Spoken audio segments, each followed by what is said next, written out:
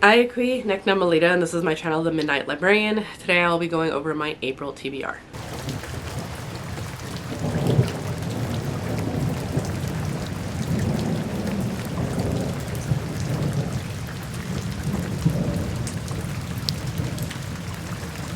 So I apologize for my voice right now.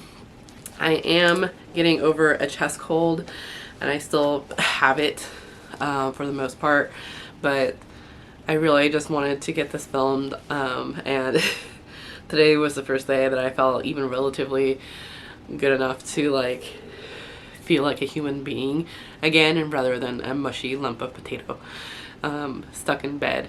So I apologize. I'm gonna try to speak as clearly as I can. We're just gonna get through this, okay?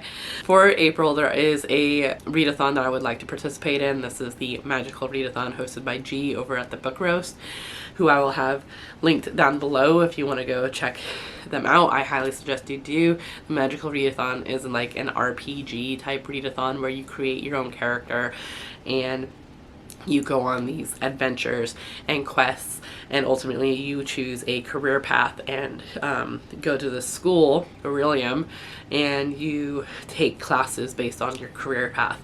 So this is like the second year I've been doing it, and it's really fun. And typically with readathons, I tend to just stop my typical TBR process, which is Pokemon cards, choose my TBR, and it's either an either or option, but this time around I think I'm going to combine them and see how we do.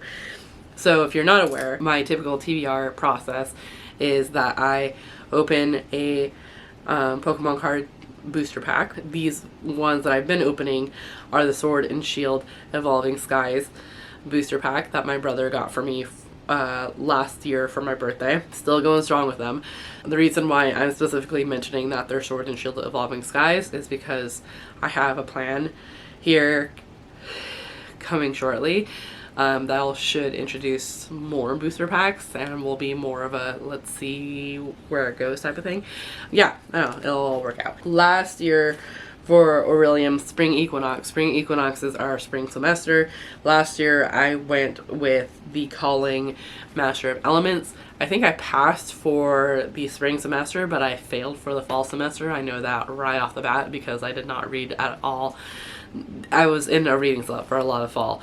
So this year, my character, Ayaya, will be switching career paths. Instead of doing a Master of Elements, I will be doing Wild Form Druid, which is someone who specializes in protecting nature and gathering information to enrich our knowledge on species and places, and they are also a master of shapeshifting. Because of that, I have 8 classes I need to take for spring semester, which I can find here on the syllabus that G has released for this year. So I'm basically just going to pull. If you're new here, hi, welcome. My typical TBR goes like this. I'll pull from these cards. Each Pokemon type has a reading prompt attached to it, and I will pick a book based on that reading prompt. But now I will also, for this month, I will also have to keep in mind that there is a syllabus class that I will also need to attach to it somehow. So I don't know if it'll be easier for me to pick and choose as I go along, or if I should just wait till the very end. We shall see. I'll get rid of that. Okay, here we go.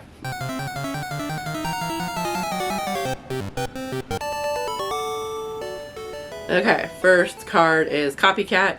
This is a trainer card. I am going to hold off on this. Trainer cards are mood reads, and because we have nothing on my TBR yet, I'm going to hold off on this. There are a couple of books that I would like to get on my TBR. One in particular is the Literally Dead Book Club pick, which I believe is Writing Retreat, as well as a couple other books that I'm excited for that I recently got that I would like to put on my TBR. But yeah, so I'm going to hold off on the mood read for right now.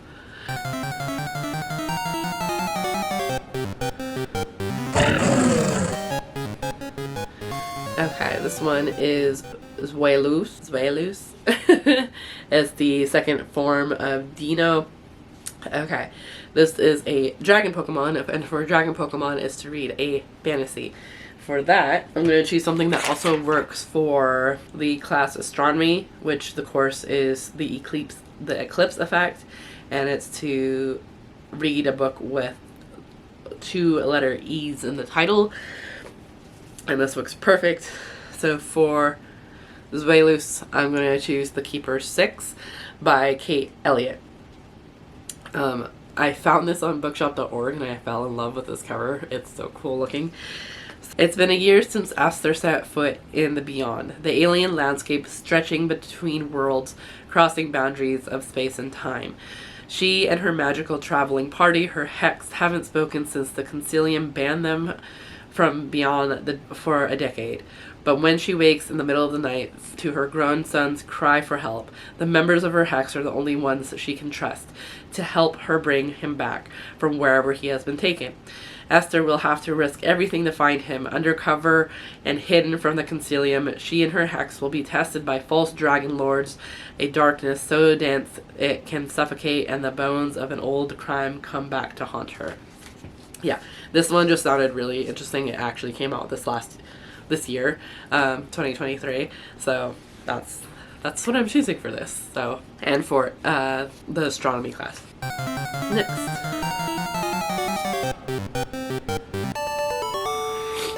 Okay, this is another trainer, rubber gloves. I'm going to put that aside with the other mood read, just in case. There's typically 10 to 11 cards in here. I know there's supposed to be 10, but I have gotten 11 from time to time. And with 8 classes, I might need those might need those mood reads later. So okay, this is an energy card. Energy cards, basically whatever the element is basically I just choose a cover based off of the color of the energy card. So, okay. So for what I chose for the energy card, I think it matches pretty well. What doesn't, which I think it's a bit of a stretch. If it'll match or not, I don't think it will. I'm basically, there is a class called Art of Illusion, and the focus is disguise self, and it's to match close to the cover of the cover. I'm kind of just basing it off my shirt, which has kind of like, it's gray with like some sparkles to it. It's a bit of a stretch, but for that I'm choosing The Writing Retreat by Julia Bartz. We have gray with like snowy bits. Like, that'll work, right? It works with this. So that's what I'm choosing. This is the Literally Dead book club pick for April. So I was really hoping to get this on my TBR. Alex has all but given up on her dreams of becoming a published author when she receives a once-in-a-lifetime opportunity to attend an exclusive month-long writing retreat at the estate of a feminist horror writer, Rosa Vallo. Even the knowledge that Ren, her former best friend and current rival, is attending doesn't dampen her excitement, but when the attendees arrive, Rosa drops a bombshell. They must all complete an entire novel from scratch during the next month, and the author the best one will receive a life-changing 7-figure publishing deal. Determined to win this seemingly impossible contest, Alex buckles down and tries to ignore the strange happenings at the estate, including Rosa's erratic behavior, Ren's cruel mind games, and the alleged haunting of the mansion itself. But when one of the writers vanishes during a snowstorm, Alex realizes that something very sinister is afoot. With the clock running down, she must discover the truth, or suffer the same fate. This is like a claustrophobic, propulsive thriller. I was particularly curious in the Haunted Mansion aspect of it, but yeah, it should be really interesting. Okay, next.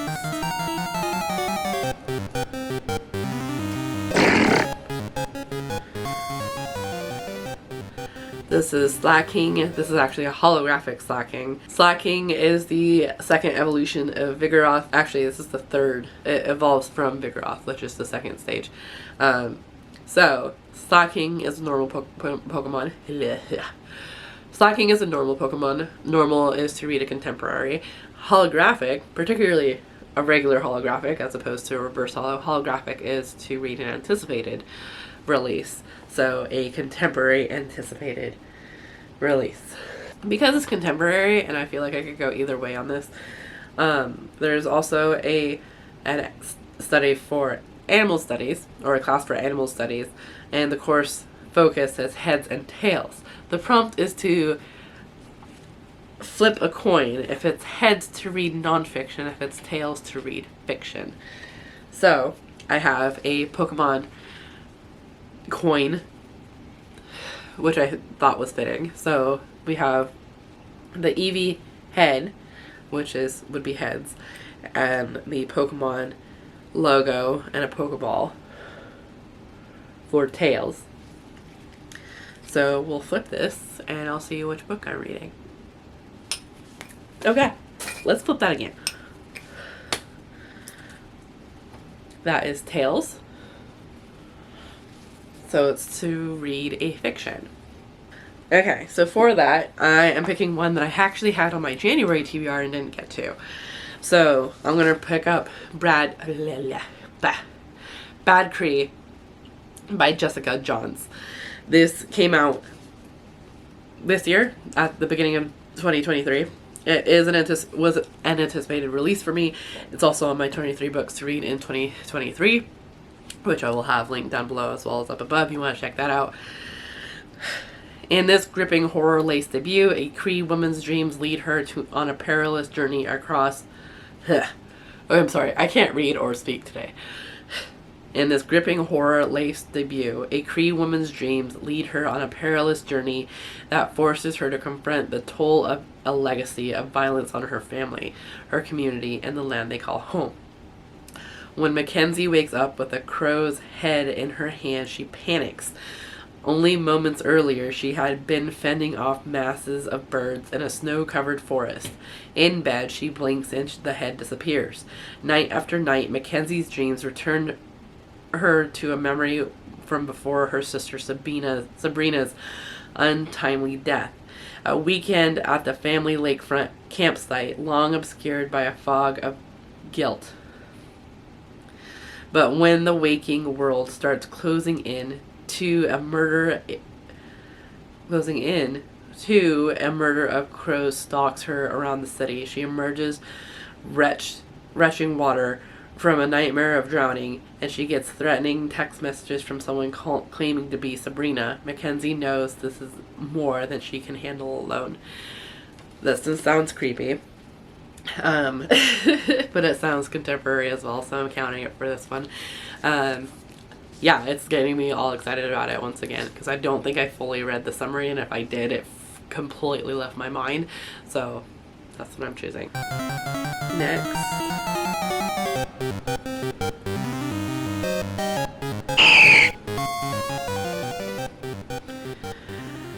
Okay, this is Altaria. This is a reverse holo. So Altaria is the second stage of Swablu. Dragon is to read fantasy. Reverse holo is to read a backlist. So a backlist fantasy. Sorry, I may not be as happy about that, just because fantasy I tend to avoid. Actually, no, you know what? I know what I want to do. So we'll see how I do. So ultimately, I think I may end up finishing the first one this month, and if that's the case, great. So for Altaria, oh, sorry, I totally forgot about the syllabus. Hold on. Okay, so for Altaria, reverse Altaria is to read a backlist fantasy. For the syllabus, there is a class called Conjuration. Its course focus is spirit binding spells, and the reading prompt is recommended by a friend. This is perfect because I started the first book this month. I'm hoping I can finish it by the end of this month. I only have 3 hours left. I'm sure I can.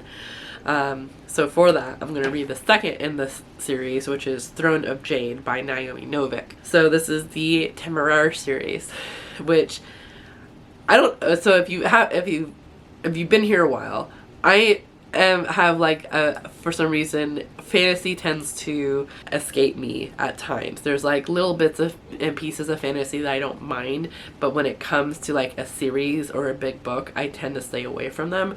I don't know why. But then in March, what the hell? In March, I had this inkling, this really weird, like, I want to read a fantasy. And I started listening to the first book in the TBR series. A coworker and friend ended up recommending me this before they left. And I absolutely love it so far. So, aerial combat brings a thrilling new dimension to the Napoleonic Wars as valiant warriors ride to Britain's defense by taking to the skies, not aboard aircraft but atop the mighty backs of fighting dragons. When HMS Reliant captures a French frigate and seizes its precious cargo, an unhatched dragon egg, fate sweeps Captain Will Lawrence from his seafaring life into an uncertain future, and an unexpected kinship with a most extraordinary creature.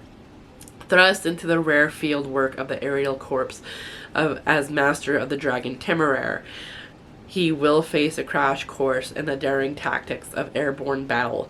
For as France's own dragonborn forces rally to breach British soil in Bonaparte's boldest gambit, Lawrence and Temeraire must soar into their own baptism of fire. So, like I said, I'm hoping to finish the first one by the end of this month and start the second one next month. So that is my choice for Alteria. And I'm ultimately just really excited for this series. So that was just the synopsis for the first one, the one I hope to finish. I'm not going to read you the second synopsis because I don't want to spoil myself, but I also don't want to spoil you. So, yeah, that will be good. And that is Conjuration off the list. Next.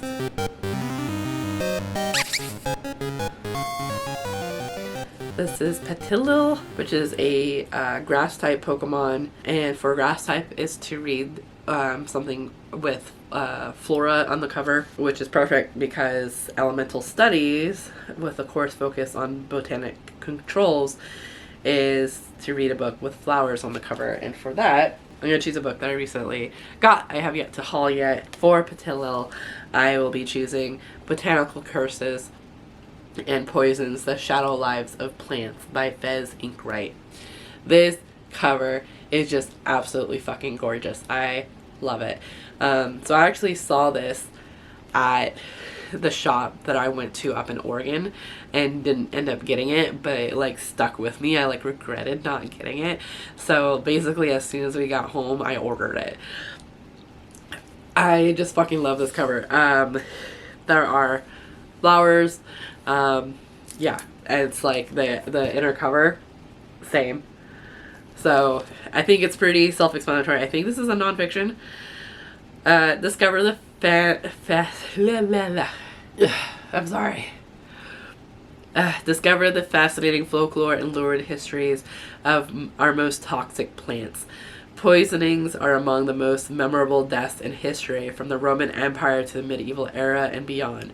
Concealed and deliberate, it's a crime that must be planned in advance, and yet there is a fine line between healing and poisoning. Only the dosage matters. Throughout history, human trial and error has led to the sharing of incredible stories and sometimes terrible rumors about the effects of toxic plants.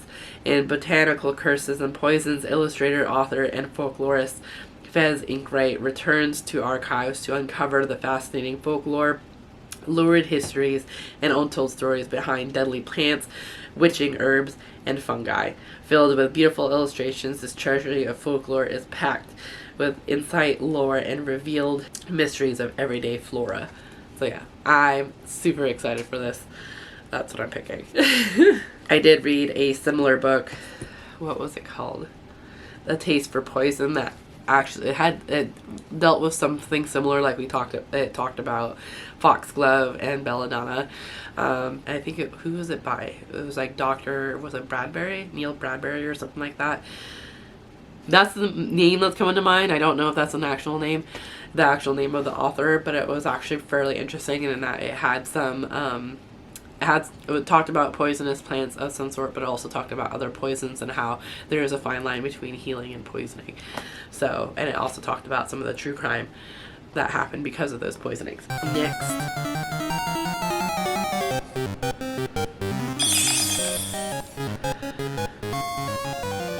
This is Cryogonal. This is a water Pokemon, and for water Pokemon, it's to read a book set in or around water or will have water on the cover. Okay, so for this, I'm actually going to choose another fantasy, because who am I right now?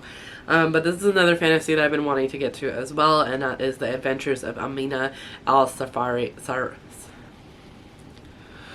The Adventures of Amina al-Sirafi by Shannon Chakraborty. So this is my first Shannon Chakraborty, and this is narrated by Lamis Isaac and Amin Gamal, and it's 16 hours and 59 minutes. Amina al-Sirafi should be content. After a storied and scandalous career as one of the Indian Ocean's most notorious pirates, she survived backstabbing rogues, vengeful merchant princes, several husbands, and one actual demon to retire peacefully with her family to a life of piety, motherhood, and absolutely nothing that hints of the supernatural. But when she's tracked down by the obscenely wealthy mother of a former crewman, she is offered a job no bandit could refuse. Retrieve her comrade's kidnapped daughter with a kingly sum. The chance to have one last adventure with her crew, do right by an old friend, and win a fortune that will secure her family's future forever. It seems like an obvious choice that must be God's will. Yet the deeper Amina dives,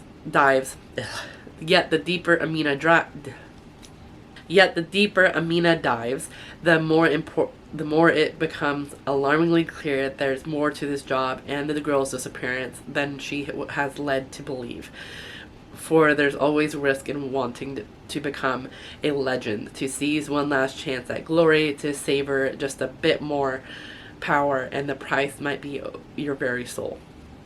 So yeah, when I was having my fantasy fix, or searching for my fantasy fix, and before I chose the TBR series, this was another one that I was looking into as well. So I am going to choose this one for Cryogonal. And that one doesn't... Yeah. Okay. Yeah, that one didn't work for any of the classes. I was hoping it would work for one that had very specific target pages, but alas, no. We have several cards left, so hopefully I can fill the rest of the classes. Next.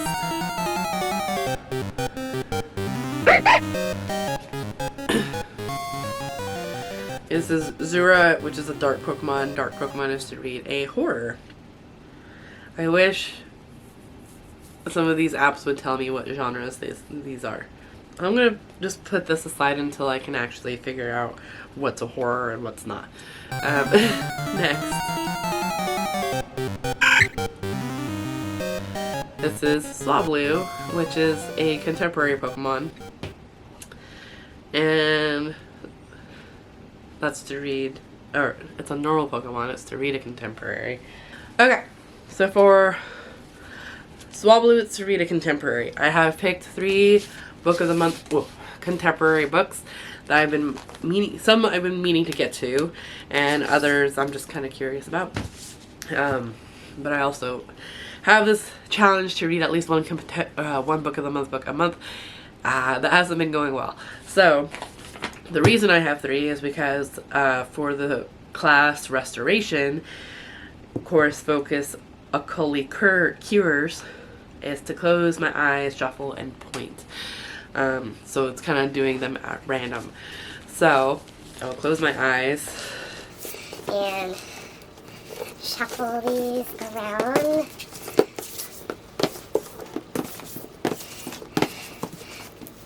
And randomly, oh god, pick one. Alright, that works. So, which is hilarious actually. So, The Heart Principle by Helen Wong is the 3rd book in her, what's it called?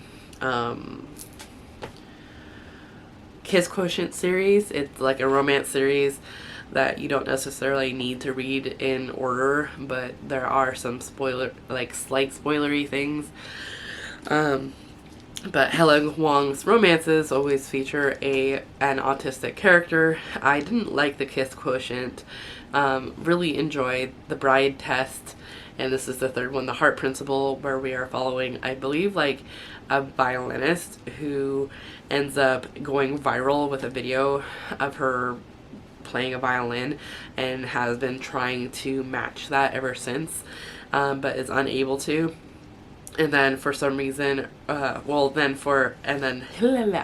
then her fiance decides that he wants an open relationship before they settle down together, and so that he can mess around with other women. And so because of that, our main character decides to go on some one-night stands, and one particular one-night stand is one of the characters that has been constant throughout the Kiss Quotient series, and it just keeps going wrong, and for some reason they keep trying to have a one-night stand, and I think they end up falling in love with each other. So yeah, this is kind of like a weird little throw-in for this TBR, but I guess this works. So this is also part of the 23 books to read in 2023, so that works. Okay, my last one aside from the 3 that I need to figure out is Hoppip. So that's another grass Pokemon, so to read with something with Flora on the cover. Okay, and I still need a book that is between 389 pages and 415 pages, as well as one with a wolf on the cover. Title or author's name. Okay, so it took a little bit, but I figured it out. Okay, so for the first one, no. Okay, I don't know where I left off. Basically, I have 4 Pokemon cards left. I have 2 trainer cards, which is 2 mood reads, Hoppip, and Zorua. So let me tell you about Hoppip first, what I chose for that. So for that, it's also going to work for the class Spells and Incantations, with the course focus of spell, magical missiles, and the target, basically, it's to read a book with a target length between 389 pages and 415 pages. And for that, I am going to choose Murder Your Employer, The McMaster's Guide to Homicide by Rupert Holmes. How funny. Okay, I did not know that. Okay. It's narrated by Neil Patrick Harris, which should be exciting, along with Simon Vance. I wouldn't have known who Simon Vance was until I started reading the TBR series, so I'm really excited about this all of a sudden. And then, how many pages is it? I think it's actually exactly 389 pages, which works perfectly. It is. Perfect. Okay. Who hasn't wondered for a split second what the world would be like if a person who is the object of your affliction ceased to exist? But then you've probably never heard of the McMaster's Conservatory, dedicated to the consummate execution of the homicidal arts. To gain admission, a student must have an ethical reason for erasing someone who deeply deserves a fate no worse nor better than death. The campus of this Poison Ivy League college is located, its location unknown even to those who even study there, is where you might find yourself the practice target of a classmate, and where one's mandatory graduation thesis is getting away with the perfect murder of someone whose death will make the world a much better place to live. Prepare for an education you'll never forget. A delightful mix of witty wordplay, breathtaking twists, and genuine intrigue. Murder Your Employer will gain you admission into a wholly original world, cocooned within the most entertaining book about well-intentioned would-be murderers you'll ever read.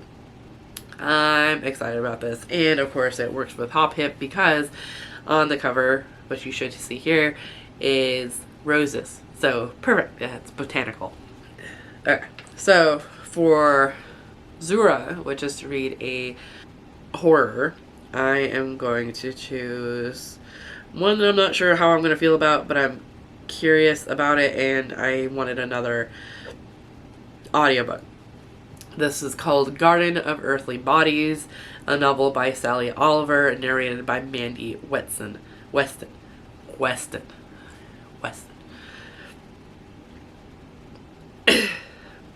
An exquisitely eerie and unsettling speculative novel that grapples with questions of trauma, identity, and the workings of memory. Months after her sister's death, Marion wakes up to find a growth of black hairs along her spine.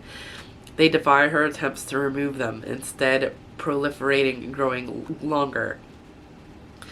The hairs, Marion's doctor tells her, are a reaction to trauma, developed in the wake of the loss of her sister Marie.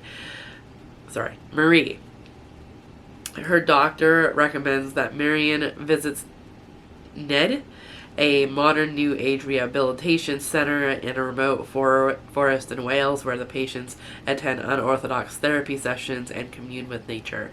Yet something strange is happening to Marion and the other patients at Ned, a metamorphosis of a kind. As the hairs on her back continue to grow, the past starts to entangle itself with the present, and the borders of her consciousness threaten to disintegrate. She finds herself drawn back compulsively to the memory of Marie, obsessing over the impulse that drew her sister toward death and splintering her family apart. As Marion's memories threaten to overwhelm her, Ned offers her a release from the cycle of memory and pain, but only at a terrible price, that of identity itself. Haunting, lyrical, and introspective, Garden of Earthly Bodies is a startlingly accomplished and original debut about the bond between two sisters, love and its limits, and our inability to ever truly know the minds of others. With an intense and precise attention to internal workings of minds and bodies and disturbing speculative plot, the novel welcomes a sure new voice to the genre. So yeah, I'm curious about it because it's definitely one that's been on my Libro wish list for a while. I actually thought it was going to be a nonfiction about chronic pain, actually, but I mean, we'll see how it goes. I may end up choosing another one, just because I'm not the biggest fan of body horror, let alone unreliable narrators. So this may be just a terrible one for me to go into. So that's what I'm choosing for that. For my trainer card, so I think I have all of my classes. Yeah, so the only class I have left is shapeshifting, which the course focus is to form wolf, and it's to have a wolf on the cover, title, or author's name. And so I'm going to go with one that and for the trainer card, it's a mood read, so I'm just going to pick it for this one. And it's one that my partner has been wanting me to read for a while, and I have been refusing for a while, mostly because he lost my original copy of the book, and when I ordered the book again, I got the wrong cover. It's not what was advertised, so I'm really irritated by it. But that is Wolf by Wolf by Ryan Gradin. This was popular on BookTube a couple years ago, and it's basically a YA historical fantasy. Her story begins on a train in the year 1956, and the year is 1956, and the Axis powers of the Third Reich and Imperial Japan rule. To commemorate their great victory, they host the Axis Tour, an annual motorcycle race across the conjoined continents. The prize, an audience with the highly reclusive Adolf Hitler at the victor's ball in Tokyo. Yale, a former death camp prisoner, has witnessed too much suffering, and the 5 wolves tattooed on her arm always remind her of the loved ones she lost. The resistance has given Yale one goal: win the race and kill Hitler. With the power to skin shift, Yale must complete her mission by impersonating last year's only female racer, Adele Wolfe.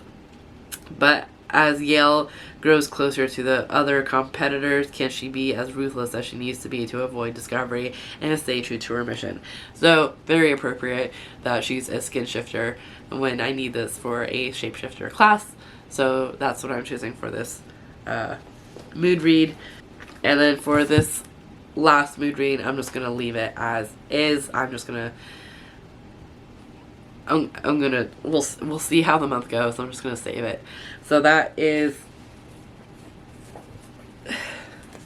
the books I plan to read for the month of April. If you've read any of these, please let me know your thoughts down in the comments down below. I'd love to hear them. Please, no spoilers. If you have made it this far, let's put your favorite beverage emoji in the comments down below. Mostly because I'm so sick, that's all I've been doing is drinking. Not like alcohol, but like, you know, orange juice, or lately it's been hot water and cinnamon. But I would really love some juice or milkshake or something, like just something sweet. So that's all I can think about right now. So let's put your favorite like beverage emoji down in the comments. Otherwise, I hope that you like this video. Subscribe if you have yet to do so, and I hope that you are in the mental mindset to enjoy your reading, and I will see you in another video very soon. Chew.